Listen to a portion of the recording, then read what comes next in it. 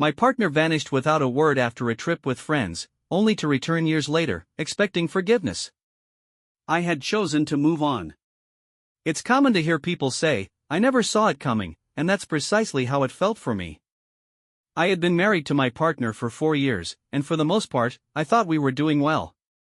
We had plans, a life mapped out together, and I believed we were on the same page. The issue was that we both wanted children, or at least, I thought we did. Once we tied the knot, we began discussing starting a family seriously. He would often express his desire for 2 or 3 kids, excitedly rambling about names, nursery themes, and everything in between. He even spent hours online, planning our future children's lives while browsing baby gear and clothing. It was our shared dream, something that kept us connected, and we were eager to embark on this new chapter together. But then, everything changed when we received devastating news. After months of trying to conceive, we visited a doctor to understand what was wrong. To cut a long story short, it turned out to be me. The doctor informed us that our chances of conceiving naturally were severely limited due to issues with my reproductive system. It felt like a punch to the gut. I was left feeling worthless, as if all our plans had vanished in an instant. The news hit me hard, and I spiraled into a dark place. I was a complete wreck at first, but therapy eventually helped me find my footing. Initially, he seemed supportive, assuring me that it didn't matter and that he would be happy with just the 2 of us. However, there was something unsettling about the way he said it. It felt as if he had moved on far too quickly. One moment, he was all about starting a family, and the next, he claimed he didn't need children to be happy. I understood that people's desires can change, but his sudden shift in demeanor was alarming. He went from discussing baby names to completely avoiding the topic. It felt as though he began to see me differently. He started making little jabs about my appearance, suggesting I should work out more or be more productive around the house. Yes, I had gained a few pounds, but it felt like he was searching for reasons to criticize me. When I confronted him about his abrupt change in attitude, he dismissed my concerns, claiming I was being overly sensitive. Deep down, I knew something was wrong. He was not the man I had married. The warmth and excitement we once shared about our future had faded, replaced by a coldness that left me feeling isolated. As time passed, I began to trust his reassurances that everything was fine. I didn't want to come across as needy or insecure, so I stopped pressing the issue. We fell into a routine where we hardly discussed anything meaningful. We felt more like roommates than a married couple. Whenever I brought up alternatives like adoption or surrogacy, he would shut me down, insisting he didn't want to consider them. I never truly believed him when he said he was happy as long as we were together. It felt more like he was trying to convince himself. Then came the day he announced he wanted to take a trip with his friends. Traveling with his buddies wasn't unusual, he had done it before, and I had always encouraged him. He had talked about wanting to explore the US with them for a while, so I didn't think twice about it. I made sure he had everything he needed, helped him pack, and drove him to the airport. I remember his last words before he left: "Thank you for being so supportive." It struck me as odd, but he seemed sincere, so I brushed it off. That night, I stayed up, waiting for him to text me when he landed. I kept myself busy, watching TV and checking the time, but as the hours passed, I grew anxious. When I finally called him, the phone rang and rang, but he didn't pick up. I assumed he was tired and had gone straight to his hotel. But when morning came and I still hadn't heard from him, a nagging worry settled in my gut. I tried calling again and sent a few texts, but there was still no response. After a couple of hours of silence, I called his brother to see if he had heard from him. Nothing. Panic began to set in. I even reached out to his friends, hoping they could shed some light on the situation. But they were just as confused. They hadn't seen him either. It hit me like a ton of bricks. He wasn't on a trip with friends. He had vanished without a trace. Sitting there with my phone, I felt as if my stomach had dropped. Why would he lie to me? Why didn't he say anything before leaving? I tried to convince myself it was a misunderstanding, that perhaps dreams of a future that was mine alone. But when I saw that his side of the bed was empty, reality crashed down on me. He had packed his bags and disappeared without a trace. The promises I had made to myself the night before, maybe he was just running late, or perhaps his phone had died, were no longer valid. It was clear he had planned this, and he wanted to go. For the first few days, I was in complete denial. I kept calling his phone, hoping to hear his voice, desperate for an explanation. I left countless messages, pouring my heart out even when I struggled to find the right words. But all I received in return was silence, which only deepened my despair. It felt as though I had been a stranger to him all along, left to navigate this chaos on my own, without any understanding of what had gone wrong. His family was just as shocked as I was. They hadn't heard from him either, and his father was clueless about his plans. I found myself visiting them more times than I could count, seeking answers from his dad. They must have felt pity for me, as I often couldn't bring myself to cook. His father would prepare meals for me and sometimes let me stay over, listening patiently as I tried to make sense of my life, which had suddenly spiraled into confusion. There were moments when I was too numb to speak, sitting in silence, oscillating between rage, despair, and guilt. What went wrong? That question haunted me. Was there a sign I had missed? Had I not paid enough attention to him? I replayed our arguments and conversations, searching for clues that might explain his departure. I fixated on what I could have done differently, how I could have saved our marriage. It may sound dramatic, but I was consumed by the need to understand. I believed that if I could just find the answer, everything would fall back into place. Sleep eluded me, and my work began to suffer. People noticed my decline and would ask how I was doing. I brushed off their concerns, claiming I was just busy with personal matters. Admitting the truth that my husband had abandoned me without a word felt too shameful. Eventually, I confided in a few close friends, who tried their best to distract me, inviting me out and encouraging me to move on. But even in their company, I found myself wondering where he was and why I hadn't been enough to keep him around. The incessant questions from acquaintances, neighbors, and even former co-workers who had heard I was married were the worst. Each time someone asked, "How's married life treating you?" or "How's your husband?" I would smile and say everything was fine, lacking the courage to reveal the truth. But with each lie, the weight of my reality grew heavier. Eventually, I realized I couldn't handle it alone. After months of barely functioning, I reached out to a therapist. I had never sought help before, but I knew I needed someone impartial to talk to. Attending sessions once a week became a lifeline. I poured out my feelings of rage, betrayal, and the emptiness he had left behind.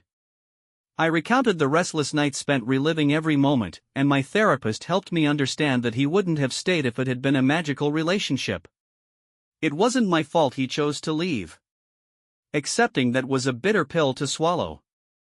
I had long felt flawed, convinced I had pushed him away. But gradually, I began to see things differently. I had overlooked his coldness and distance, believing that my efforts could mend our marriage.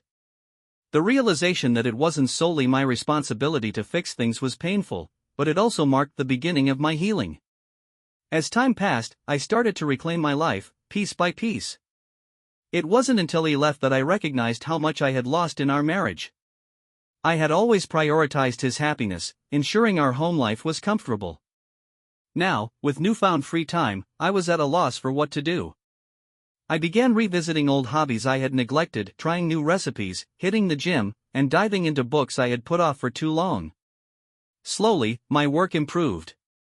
Initially, I was just going through the motions, but as I began to feel more like myself, I poured my energy into my job. It felt empowering to regain control over something in my life, and that sense of accomplishment led to a promotion, something I never would have achieved if I had wallowed in my sorrow. Yet, there were still painful days. An old photograph, a movie ticket stub, or even a familiar scent could trigger memories I tried to forget. I would question his choices, wondering if he ever thought of me or felt remorse for what he had done. But gradually, those moments of pain began to fade. I learned to let go of those memories a little more easily each time. I also reconnected with friends without his shadow looming over me for the first time in years. To be honest, I took pride in that. I believed I had moved on from everything. After all the chaos, life had finally begun to feel normal again, or as close to normal as it could be. My work was thriving, my friends kept me occupied, and I had established a solid routine. Even my daily thoughts about him had faded. While I still occasionally experienced flashbacks to odd memories, they were nowhere near as frequent as before, when everything I did somehow revolved around him. So, when someone knocked on my door one Saturday morning, I was completely unprepared to see him standing there, holding a baby. I went cold, as if I had just seen a ghost. For a moment, my mind went blank. He looked a bit worn down, but still had that familiar appearance. He gazed at me as if he genuinely believed I would be happy to see him again. I thought I was past caring, but his presence stirred emotions I had long suppressed. At first, I remained silent, just staring at him, as if nothing had ever happened. He smiled and asked, "May I come in?" The nerve of him. He just shows up with his new baby, expecting a warm welcome after everything he had done. I maintained my composure and told him, "No, you can stay right there." I explained that I didn't want him in my home, bringing back all the chaos into the one space I had created for myself. Despite his disoriented appearance, he stood his ground and launched into his story. "I know this might be a shock," he began, "but I wanted to come back and explain everything." His expression was hopeful, as if he truly thought I would be willing to listen. I was tempted to close the door and laugh in his face, but curiosity got the better of me. I wanted to know why he had disappeared and what he had to say. He continued, explaining that he had erred in leaving and had come to realize he had lost the greatest thing that had ever happened to him, not my words, but his. He claimed to have thought a lot and finally understood what was important in life after having this child.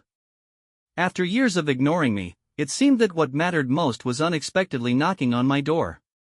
"This is our second chance," he remarked, glancing down at the infant. What I was hearing was unbelievable. Our second chance? As if this child were some sort of magical reset button that would allow us to pick up where we left off. I was furious inside, but I tried to keep a neutral expression. He added that although he had made a grave mistake, we could now start over, just the three of us. He wanted us to be a family again. Why did you leave? That was the question that had been gnawing at me since he appeared. I tried to speak steadily, but I wasn't sure how much longer I could contain myself now that he was here. I needed to hear it from him, especially after torturing myself with all the possibilities for years. After hesitating and glancing down at his feet, as if embarrassed, he finally told me the truth, or at least what I thought was the truth. He admitted he had left because he wanted a child, and since I couldn't have one, he had found another woman who could. He stated it so casually, as if it were insignificant, as if he hadn't shattered my life and expected me to just nod and accept it. He clarified that the child's mother had left shortly after giving birth, leaving him as a single father. Suddenly, he had come to the realization that he wanted me back. I paused, trying to process what he was saying. He was confessing that he had deliberately left me, gotten another woman pregnant, and now expected me to accept it as if I should simply forget and forgive. "So you left, found someone else, had her baby, and now you think you can come back and pretend like nothing happened?" I asked him. He broke down in tears, apologizing and admitting he had made a big mistake, but I remained unmoved. He kept insisting that he knew he was supposed to be with me, that I was the one he truly loved. Maintaining a straight face was difficult, he sounded so desperate that it shocked me. I could see clearly that this was not love, it was desperation. Then he attempted to guilt-trip me, talking endlessly about how hard it had been for him as a single father. He tried to paint himself as the victim, acting as if his choices hadn't led him to this point. He assured me he was ready to work things out this time and wanted my help. Who did he think I was? I listened to it all, but I had had enough. I told him right away, "You made your choice a long time ago, and now you have to live with it." I closed the door in his face, interrupting whatever words he had left to say. A peculiar sense of serenity washed over me as I stood there, listening to his muffled screams from the other side. He could shout, cry, or knock, but I knew I would never allow him to return. The stranger who believed he could pick up the pieces when it was convenient for him had taken the place of the man I had once loved and married. I felt lighter than I had in years. Moving away from the door, I took a seat, thinking that was it. After I shut the door behind him, I assumed he would understand and simply walk away. But no, he began pounding on the door, shouting various things. The nerve of him was unbelievable. He stood there, insisting that I listen to him while I was in the one place that was truly mine, the only sanctuary I had managed to create after the disaster he had left me in. At first, I considered ignoring him, letting him scream until he grew weary. But curiosity got the better of me. I wanted to know what kind of excuses he would offer this time. I opened the door just enough to let him know I was paying attention, but not enough to let him in. He looked astonished that I hadn't given him the response he desired, as if he had just been slapped across the face. He launched into a lengthy monologue, expressing his willingness to forgive me for closing the door on him and his desire to start over. He rambled on about how, if we both worked hard, we could make things right. I couldn't contain myself any longer. I really laughed, because this man had more nerve than I had ever seen. When I did, he appeared enraged, as if I should feel guilty for not paying attention to him. You left. You had your chance, and you threw it all away. I'm not just going to pretend none of that happened because you feel like it, I said, my voice steady. His face flushed, and he began to talk about how lost he had been after leaving, how he had realized his mistake too late. You don't understand how hard it was for me, he said, but I didn't believe him. I informed him that he had made the decision to leave. He had plotted it, created a false narrative, and then executed it. Now, his remorse meant nothing. That's when he lost it. His entire tone shifted, the melancholy repentant act faded, and he began to attack me, accusing me of being unjust and lacking the grace to give him another chance. If I wanted to, I could have taken everything from you back then. I could have taken half of everything you own, he said boldly. I stood in awe. This man, who had abandoned me without a word, now believed he deserved some form of compensation for not trying to screw me over completely, as if he was worthy of praise for not being as awful as he could have been. So what am I supposed to be grateful for? Grateful that you only ditched me and didn't take my stuff with you? His expression was a mix of rage and something else, perhaps desperation or guilt. But to be honest, I didn't care. By then, I had had enough. All the years I had spent questioning myself, feeling bad, and wondering if I was somehow to blame for his leaving vanished. I felt as though the burden I had been dragging around had finally been lifted when I saw him for who he truly was. But he wasn't finished. He began to pace my porch, complaining that I would regret not giving him another chance, that I would never find someone like him. By refusing to take him back, he attempted to make me feel like I was the one missing out. It was strange, as if I should be pleading with him to stay. He was the one who had ruined everything we had built together.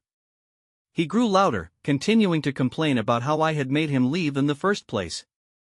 When he realized I wasn't going to back down, he said that none of this would have happened if I had been more understanding about the whole child situation. His reasoning suggested that I had failed him as a wife because I couldn't conceive, which somehow excused him from leaving to have a child with someone else. The mental gymnastics were astounding. I straight up told him, look, if you wanted a kid that badly, you could have told me the truth. You didn't have to lie to my face and pretend everything was fine while planning your exit. He looked at me as if I had hit him, but I didn't let him speak. You made that choice all on your own, and now you've got to live with it. That's not my problem. He made one final attempt, returning to his dejected expression, urging me to consider the girl and how I was already made up my mind, and there was no turning back. I felt like I had finally won. As I moved away from the door, it was over. Even though he had spent so much time hoping to return, using manipulation to get back into my life, I had my freedom. There would be no second chances for him or for us. He was now just a memory, one that I had finally relegated to the past. I felt like I could breathe again after all those years of suffering and shame, and what do you know? It was pleasant. An odd sense of tranquility washed over me as soon as I shut that door behind him. I no longer felt sad, furious, or even astonished. It was as if all the effort I had put into him over the years, the sorrow, the shame, and the never-ending wondering, had simply evaporated. I was ready to move on, having finally found the closure I didn't realize I needed. This time, everything was truly finished. But naturally, it wasn't as tidy a conclusion as I had hoped. A few days later, his father texted me, apologizing for his son's behavior and expressing embarrassment over how he had handled the situation.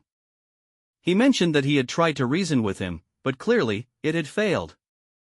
His father had always been kind to me, especially when his son left, and I could see he was genuinely distressed by the whole ordeal. Although I had nothing against him, I didn't want to be dragged back into that situation. I simply replied, "Thanks for checking in," and left it at that. I wasn't going to waste time justifying my choice or offering any more information. He knew it was over, he understood.